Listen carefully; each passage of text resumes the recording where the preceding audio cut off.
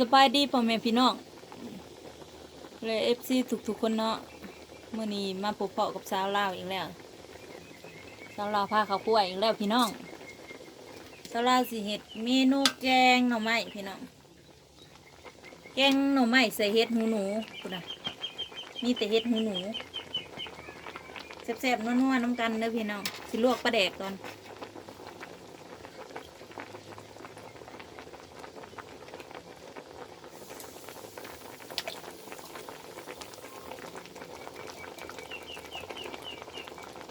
ได้ยินเสียงผดว่ะพี่น้องกำลังย่างดูเดือดเลยหิวเขาวแล้ว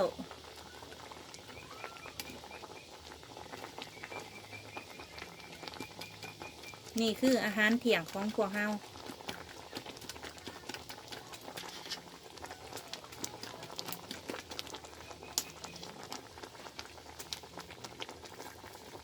ลวกปลาแดกพี่น้องต้องกรองไว้เผื่อบุหายก้างมันลงพี่น้อง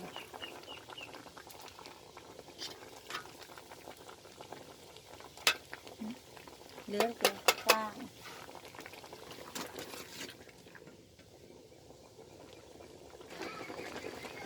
เอาเห็ดเข็มทองลงไปพี่น้องมัน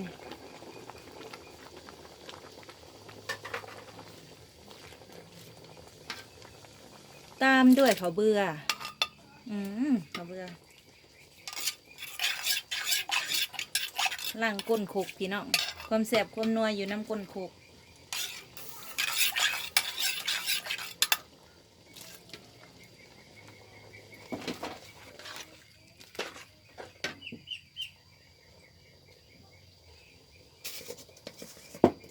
ปรุงแต่ง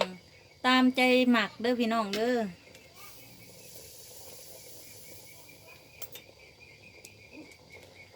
เติมด้วยความนัวความแซ่บสูรสแป้งนัวลงไปพี่น้อง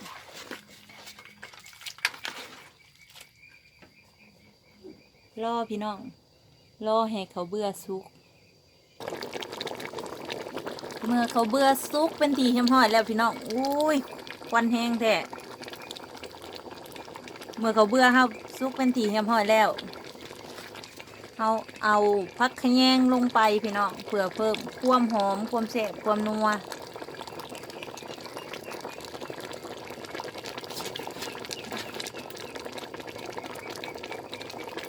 เขย่าลูกตาพี่น้องบ่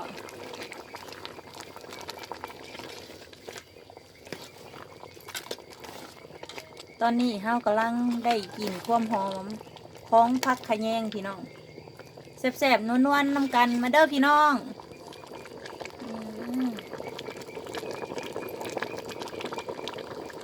แซ่บนัวหลาย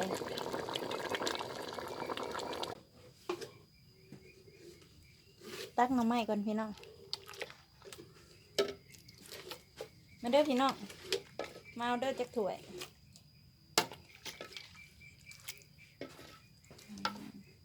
พี่อยู่เต็มเลยบ่จ้ะเต็มหันรักษาบ้านบ่ไฟบ่แดงบ่ดำผู้จัง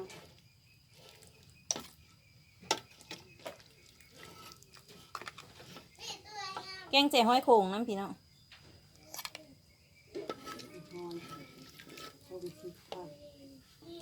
แซ่บๆนัวๆพี่น้องลงไปส่งเข่า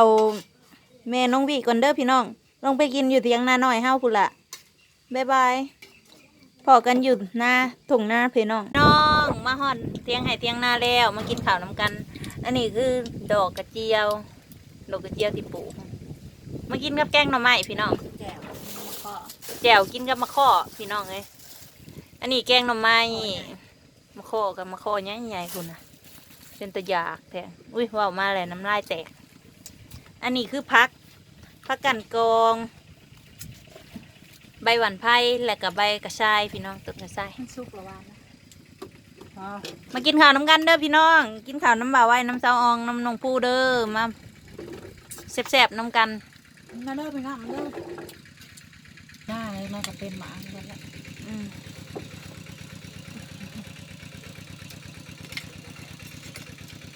คือเก่า อ่า เด้อมาเด้อกินข้าวเด้อ เราสิกัดผัก พี่น้องเอ้ย สังเกตแขวแล้ว สังเกตแขวเล่ากับบุมียิงนู้นมีจี้โอ้ยเรากินข้าวอย่างเมามันพี่น้องเอ้ยมาเด้อมาเด้อแกงใส่เห็ดเข็มทองแกงใส่เห็ดหูหนูแซ่บๆน้ำกันเด้อพี่น้องฟังบ่าวไว้กินหมักลิ้นไหม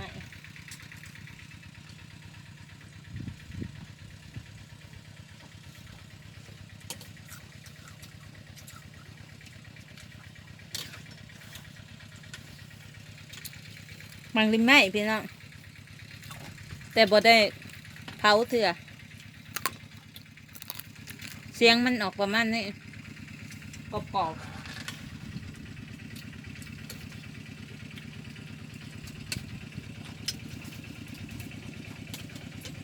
แต่ก่อนมันเศรษฐกิจหมูไว้ง่าย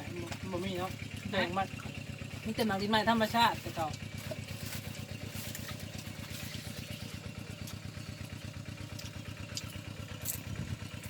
ปิกล้อพี่น้อง นี่ก็มันสู้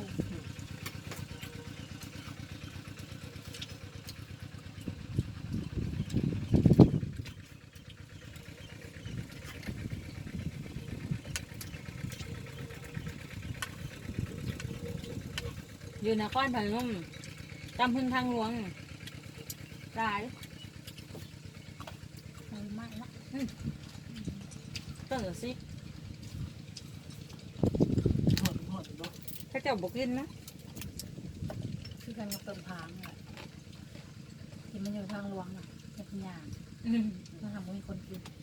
มันวายเนาะกินกับครับทำปีนดูกันยากมันกำไงก็เห็นมาแล้วตามทางหลายง่ายเขาใช้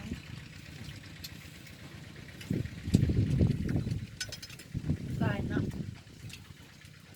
หนังลำไยเป็นก็ได้กับเป็นทางขึ้นปักสองต้นได้กับต้นจากว่าโอ้โหบ้างนะลายมีเพื่อนห้องกับเป็น เป็นนี่เบิดเป็นย่ามนะจ๊ะ แม่นะมันชุกยามมา ทำไงนะ ปีนี้ทำไงบ่เป็นให้กินแต่มีหมักแตงซุปให้กินกินจำหน้า อยู่ทางนี่นะได้กินหมากผลไม้ก็ตามฤดูกาลพี่น้อง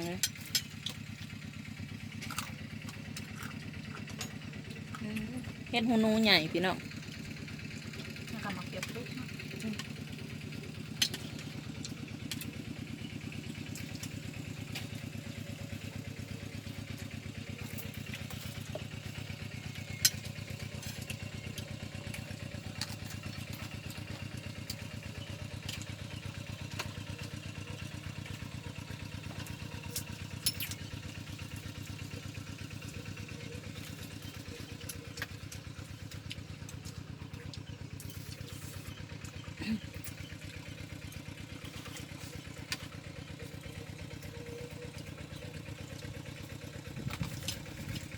แต่ทางนึงจำพ่อมันก็ดำแล้วบ่ได้เอาละ บางเขตก็มีเพื่อประทานได้น้ำแต่ว่าเขตทำบ่มี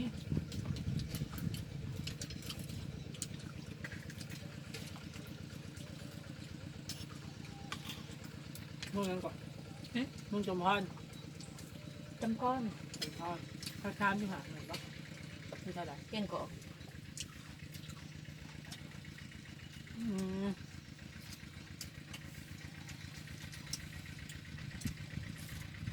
เคยถามกูว่าหนึ่งฟังว่าประเทศบอก อยู่จ้ะ เครื่องเกาะเคยขาดไปเลยก่อนจะเข้าบ้านตะแล้ว นั่น ไปจะเข้ายังน้อยอยู่แล้ว กลัวเสียบางเหียง เราซื้อมะขาม ไปเห็นเช่ประจักษ์เช่หัวยังคือมันใหญ่จ้ะ หัวเต้เลยประคองมันขึ้นน้อย หวยมันขึ้นใหญ่ยังเหรอถามเถอะเซ่ก็ได้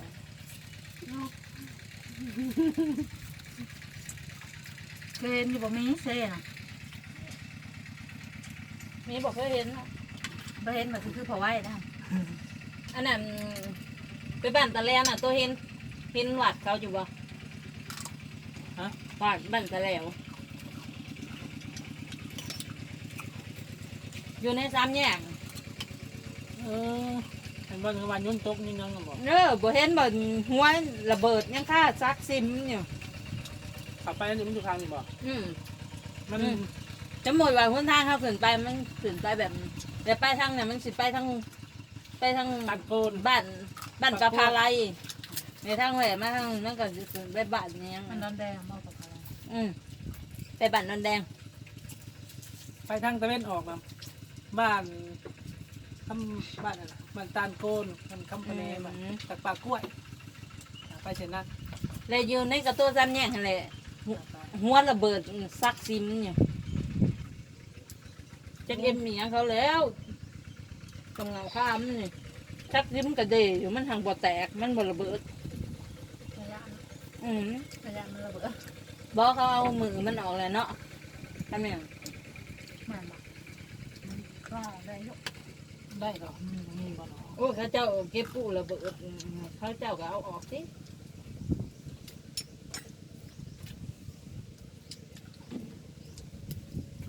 เกิดไปเดี๋ยวเห็นทีแรกจนตื่นใช่แม่ที่ยังเน่าลูกระเบิดซักซิมทะลุเลยเป็นระยะนี่ เราไม่ค่อยสังเกตนะได้ยินแต่คนว่ากันเต็มรถถ้าเขาไปทางสีพันเขาไปทางบ้านมะกล้วยนะจอดอันทักลงไม้ไปไหวต่อ คือว่าไป เป็น ว่า ว่าเป็นว่าเนี่ยพ่อคือว่าเนี่ยพ่อ มันต้นมันมอง ยัง ต้นไม้ลมลุกวะ ใต้ก่อน ไม่กลุ่ม ทักลงไม้เตรียมไว้ไปหอดกระจอยแล้วก็ต้องไปไหวจอยลงไม้เต็มเลยนะยังบ่ฮู้ว่ายังคนว่าเนี่ยพ่อคือว่า กินเลยเอาก็จนไปเห็นเนี่ยเอื้อยจังหวะบ้านอีหยังเห็นแต่บ้านแต่แล้วเขาว่าวัดแต่แล้ว จะ หัว ไป หัวระเบิดซักซิมเนี่ย จะไปนั่นพ่อไม่ฆ่าอยู่บ่ไม่ฆ่าขายปิ้งไก่ อืม พ่อเนาะตอนเวลาจะไปตอนเที่ยงบ่ตอนเช้า ตอนเช้าพระเจ้ายังขนออกมา เขาจะขายปิ้งไก่คือการอยู่หายนะบ่ลายเอาคน มันไม่ช่วงเราไปยำแหลงกับหมอกองไปบ้านรักษาอีกอย่าง รักษาจะมันรักษา ผ่านไป ไปบ้านรักษา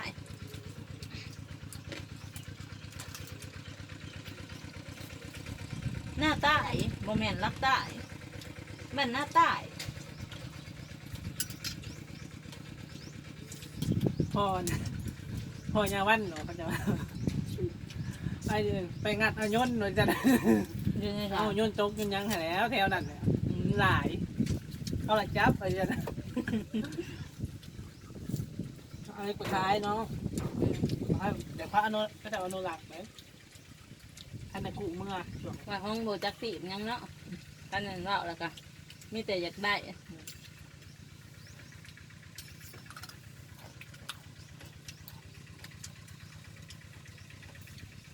ในอยู่บางคำท่านแก่ไปกันยังแต่แก่มากคือเก่าเพราะมันมาแตกก็จะแก่ไปได้ง่ายนี่นะตั้มตั้มตะแบง จนผลซิม กัดเบิร์ดนะแบบนี้ทางกดนั่นน่ะหมูบ่มพอเรา จนทั้งใหญ่ทั้งยาวมันจนพดหัวซิมมันคือเบิ่งอะซิมน่ะจังใหญ่จังน้อย มีแบบใหญ่ได้แบบก้อยชันยุ่นแบบปล่อยลงหลุมนะมันมาแตกมันก็ซักก็ได้อยู่แล้ว ตำหื้อเอาคือเลยเขาอะมันหมดแตกแล้วมันจังซักให้เขาเห็น ถ้ามันแตกของมัน ก็เป็นน้องนั่นแหละนี่เขาว่า ซิมสักซีดแห้งค่ะลูกโบมลงมาจนบ่แตก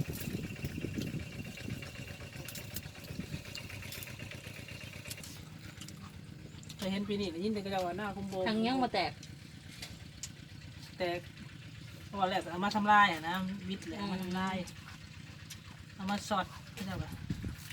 กองไว้สอด มันอยู่ในนั้นแล้ว เป็นตาย่านเนาะ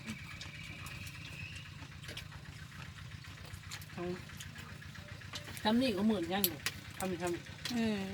ลูกปืนอยู่เจ้าของนะ พี่น้องเอ้ยอย่าสิเลียนน้ำลูกปืนลูกโบมเด้อพี่น้องเว้าเป็นอันน่ะพื้น เราอยู่กันพัง เว้าสู่กันฟังบ่ได้อันนั้นแบบว่าไปทางการเมืองได้พี่น้องอย่าไปตีใส่การเมืองได้พี่น้องเว้านัวหัวม่วนเว้าอ่ะห้องบ่เคยเห็นลูกระเบิดลูกโบมจักเตือนเนาะพี่น้องไปเห็นแล้วมาเว้าสู่กันฟังแบบนี้นะห้องเกิดมาก็บ่เคยหูบ่เคยเห็นเลยเนาะแต่ศึกสงครามหมดแหละ บ่ทัน เกิดบ่ท่านเกิดท่านตอนน่ะก็ทรงสิตายแหละมาเกิดใหม่ พี่น้องเอ้ยเว้านัวหัวม่วนเนาะพี่น้องเนาะเว้าเราสู่กันฟังว่าลูกบมอยู่หันอยู่นี่เพิ่นว่าไปเห็นแบบว่าเว้าเป็นตะยานกันหั่นนะของเด็กน้อยบ่เคยเห็นเนาะเกิดใหม่ใหญ่รุ่นก็บ่เคยเห็นลูกหมักแตกลูกบมลูกระเบิดอีหยังไปเห็นแล้วมาเว้าสู่กันฟังพี่น้องขอลาพาจากเพียงเท่านี้แหละเนาะแซ่บๆนัวๆพี่น้องเอ้ยจนเบิดถ้วยเลย ขอขอบใจที่ติดตามรับชมฝากกดไลค์กดแชร์กดซับสไครต์ให้สาวลาวเนี่ยเด้อพี่น้องบ๊ายบายบ๊ายบายมีเจ้ากินหยังไม่ใช่ให้พี่น้องเบิ่งนี่อุ้ยบ๊ายบายเด้อพี่น้องแซ่บๆนัวๆนำกัน